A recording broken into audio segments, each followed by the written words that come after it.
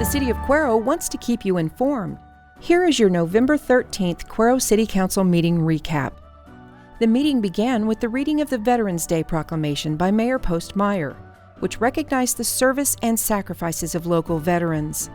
The Veterans of Foreign Wars, VFW, the American Legion, and the Veterans of Vietnam Association, the VVA, each received a proclamation plaque. Cuero Heritage Museum Director Amber Fitz-Jones presented Veterans Day lapel pins to all veterans and expressed gratitude and appreciation for all of their service. DeWitt County's new Emergency Management Coordinator, Billy Jordan, was introduced at the meeting. Bringing a decade of experience from Cuero Regional Hospital and 3 years with the county, Jordan discussed his plans for collaborating with the city, schools, and businesses to enhance community support and unity.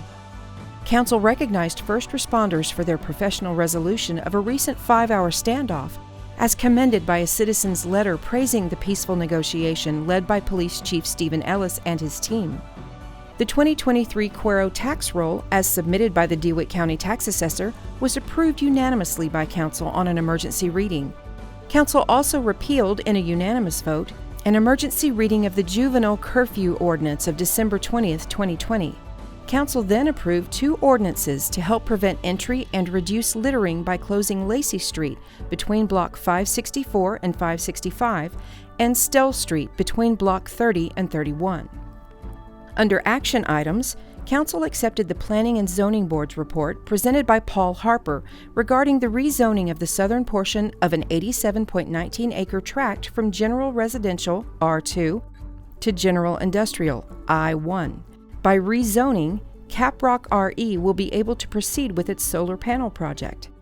City Manager Berger stated that a utility easement and setback distances will need to be established. Citizen concerns about traffic on Rio Grande Street were brought to Council's attention. Once the project is established, traffic will be minimal, according to the representative of Caprock, Cuero attorney Ken Odom. City Attorney James Crane stated that rezoning could precede land purchase. Council unanimously approved the P&Z report and instructed Mr. Crane to draft necessary documents for rezoning for Council's consideration in December. Council then moved on to discuss approving a different type of fencing for Stell Street, requiring a variance from the original plan. Council requested more information regarding the variance for fence materials to be built on Stell Street, Block 30 to 31. Park Superintendent David Danish presented to Council the request from Wamsley Performance LLC, Jeremy and Allison Wamsley, the owners, to host their 5th annual Dino event at Cuero Municipal Park. Council approved the event on Saturday, January 27th from 9 a.m. to 10 p.m. at the basketball pavilion, including food trucks, vendors, a car show with requirements for crowd safety, EMS, security, and proof of insurance. Council unanimously approved temporary street closures related to upcoming community events. Sandra Osman, Main Street Director, outlined closures for the 11th annual Christmas in Downtown event. The approved closures include the 100 block of East Main from Esplanade to Gonzales, closed at 4 p.m. on Thursday, December 7th, and the 100 and 200 block from Esplanade to Stockdale from Friday, December 8th at 7 a.m. through Monday, December 11th, 2023 at 10 a.m. The 100 block of North Gonzales and 100 block of South Gonzales up to the City of Cuero Utility Alley from Friday, December 8th from 7 a.m. through Monday, December 11th, 2023 at 10 a.m. The 100 block of North Clinton to Church Street closed Friday, December 8th at 7 a.m. through Sunday, December 10th, 2023 at 12 a.m. Hutchison Street at West Main closed Saturday, December 9th from 7 a.m. through Monday, December 11th, 2023 at 10 a.m. Park Superintendent David Danish presented a request to Council to honor Jim Hall for his dedicated volunteer work with the Little League by naming the Little League complex after him. Council approved the naming as the Jim Hall Memorial Complex and authorized the creation of signage to reflect this.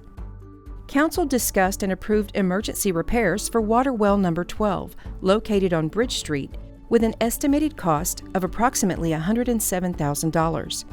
The repairs include replacing the column pipe, installing a new pump, and other necessary components. The funding for these repairs will come from the water and wastewater budget. Council voted to accept the bid for the repairs, granting the city manager the authority to oversee the emergency repair process. Council unanimously cast its 66 votes for Pat Elder to serve on the DeWitt County Appraisal Board of Directors. Additionally, Council approved moving the New Year employee holiday from January 2nd to July 5th, 2024, to extend the July 4th weekend.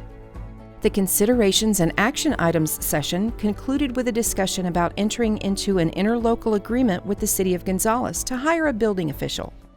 City Manager Wayne Berger highlighted the ongoing search since June and the consideration of a joint effort with Gonzales to offer a higher salary for the role. Council authorized the city manager to explore this option further, with more detailed information to be presented in future meetings. City Manager Wayne Berger presented various updates during the reports section. He highlighted the progress of Christmas in the Park preparations, with scenes set up around the city. Additionally, updates were provided on ongoing projects such as Phase 2 of the Water Well project and the installation of a backup generator at Water Well 10. Wayne Berger also mentioned several grants the city has been working on, including those for sidewalk and street improvements, as well as a grant for a skate park from Texas Parks and Wildlife. Council entered an executive session to discuss matters related to real property, specifically the lease of a portion of a 20.69-acre tract of land. Additionally, they deliberated on personnel matters, including the evaluation of the city manager. Mayor Postmeyer ended the meeting by announcing upcoming events for the city, which include Christmas in Downtown, December 8th and 9th, Christmas in the Park, November 20th through January 1st, Citizens Police Academy, January 9th through May 14th, 2024. The Cuero City Council meeting recap is intended to keep Cuero citizens informed and does not reflect all matters currently before the Council. For further information, concerns, or public input, please contact the Office of the City Secretary. For the latest updates on the City of Cuero, as well as Council meeting agendas, minutes, and more, visit www.cityofcuero.com.